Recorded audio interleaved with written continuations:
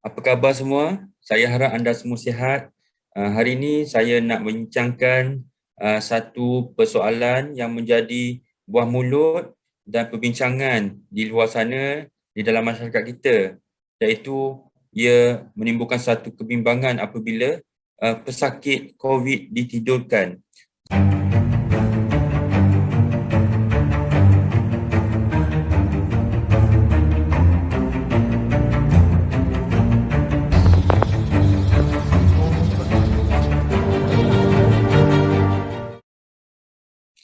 Seolah-olah apabila pesakit ditidurkan, ia adalah death sentence. Maksudnya kalau ditidurkan tu mesti akan meninggal. Adakah pesakit ditidurkan untuk meninggal?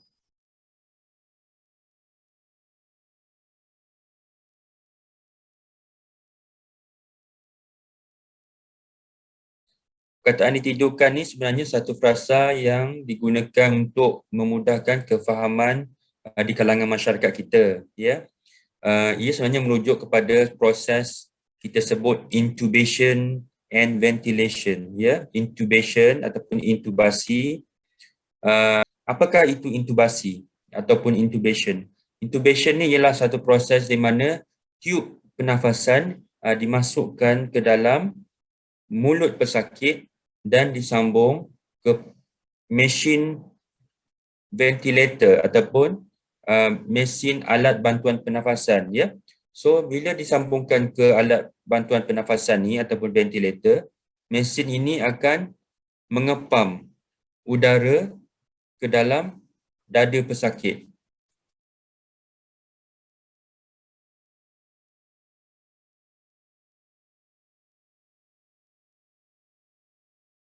Soalan seterusnya, kenapa pesakit COVID perlu ditidurkan? Ya.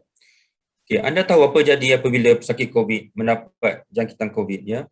Bagi kategori ketiga di mana sudah berlaku jangkitan kuman pada paru-paru, ya.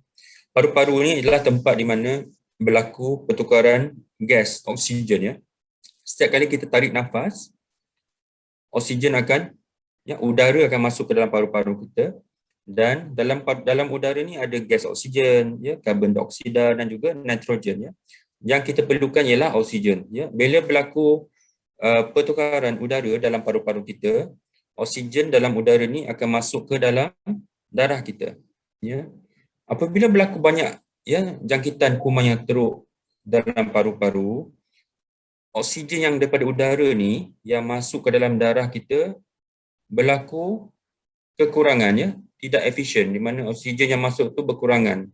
Apa akan jadi bila oksigen tu berkurangan? Ya, badan kita, Allah buat, dia akan hantar signal ke respiratory center kita, ya, di pusat kawalan pernafasan kita, ya. Dia dapat kesan, oh, oksigen tak banyak ni, oksigen dah kurang. Kamu kena tarik nafas lagi kerap, ya. Kena tarik nafas lagi laju ni, ya. Jadi badan kita dia akan bagi respon, dan refleks tu kita akan bernafas lebih laju, ya. Proses pernafasan yang normal adalah antara 16 ke 20 kali saja seminit, ya. 16 ke 20 kali seminit. So apabila berlaku pernafasan yang lebih kerap daripada tu, ya, kita tarik nafas, ya. Ini macam apabila kita jogging lah, ya. Apabila kita jogging atau kita bersenam atau kita main bola, ya, keperluan oksigen dalam otot kita tu meningkat. So apabila berlaku begitu, ya, badan kita dihantar signal kepada bahagian respiratory center tu, dan kita akan bernafas lebih laju sebab badan kita perlukan oksigen tu. Sama juga, ya. Itulah proses yang berlaku. Tapi dalam pesakit COVID, ya, disebabkan masalah paru-paru telah dijangkiti kuman dan tidak berkesan, ya, tisu paru-paru rosak, proses oksigen ini tidak berlaku dengan cekap. Ini membuatkan walaupun pernafasan itu berlaku dengan laju, ya, ia masih tidak memadai. Apabila proses ini berlaku secara berpanjangan, ia boleh menyebabkan paru-paru menjadi letih, ya, dan pesakit berhenti bernafas, ya. Pesakit berhenti bernafas. Jadi di sinilah di mana datangnya proses intubasi, ya, ataupun pesakit ditidurkan bagi membolehkan pernafasan tu diambil alih oleh machine ventilator.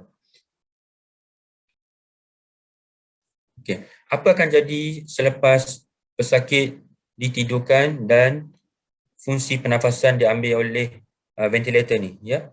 So pesakit dapat rehat, ya, paru-paru dapat rehat dan dia tak bekerja dah, ya. Ventilator yang bekerja untuk membekalkan oksigen ke dalam otot. Ventilator yang membekalkan oksigen ke dalam paru-paru, ya. So semasa proses ni berlaku, doktor dapat terus meneruskan rawatan, ya, memberi ubat-ubatan kepada pesakit dan menyokong badan pesakit bagi memberi masa insya-Allah untuk pesakit sembuh.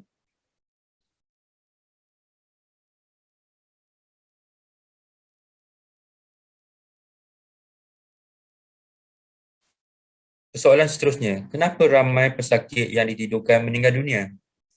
Jawapannya kerana memang pesakit yang ditidurkan ni keadaannya adalah agak kritikal, ya, di mana berlaku kerosakan paru-paru dan juga organ-organ lain dalam badan, ya.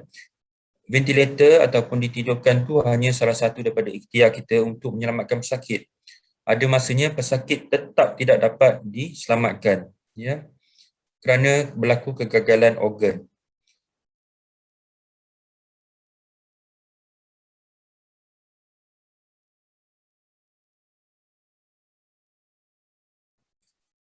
Soalan seterusnya, adakah pesakit COVID saja yang ditidurkan? Jadi ini saya nak betulkan, ya, salah faham di kalangan masyarakat.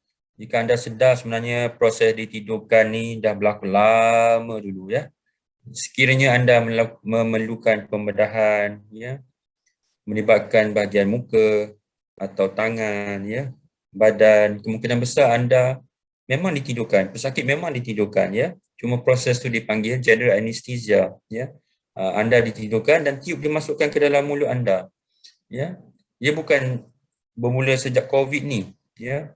Dan kebanyakan pesakit yang dilakukan pembedahan ni insya-Allah sembuh dan tanpa komplikasi, tidak ada masalah pun dengan melakukan intubasi ataupun pesakit ditidurkan, dan malah ia adalah satu keperluan.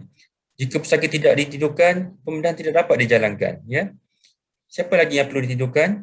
Sekiranya kanak-kanak memerlukan pembedahan, mereka memang ditidurkan. Tidak boleh dilakukan biosparuh ataupun spinal, ya, ataupun epidural anesthesia, tidak boleh. Siapa lagi? Pesakit yang tidak dapat mengawal, ya, salur pernafasan dia, ya. So tiub dimasukkan bagi melindungi pernafasan itu sendiri, ya, salur pernafasan. Pesakit yang mengalami kemalangan yang teruk, ya, menyebabkan kecederaan kepala contohnya, dikecemasan apabila kadar kesedaran dia turun kurang daripada 8/15, ya, kita ada skor yang kita panggil sebagai Glasgow Coma Scale, GCS, ya. Apabila GCS ni kurang daripada 8, pesakit kemungkinan besar akan ditidurkan, ya, bagi menyelamatkan nyawa pesakit.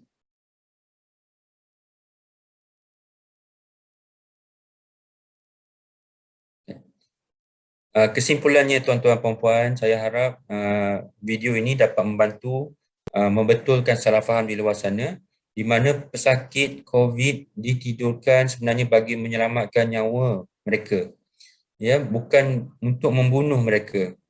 Doktor tidak akan memasukkan tiub menggunakan ventilator tanpa indikasi atau keperluan. InsyaAllah saya harap anda dapat berbincang dengan doktor. Doktor akan sentiasa berbincang dengan ahli keluarga bagi mendapatkan kebenaran anda sebelum pesakit ataupun saudara mara anda ditidurkan. Sekira video ini membantu anda, saya harap anda dapat like dan subscribe channel saya. InsyaAllah boleh tanya soalan, saya akan cuba jawab insyaAllah.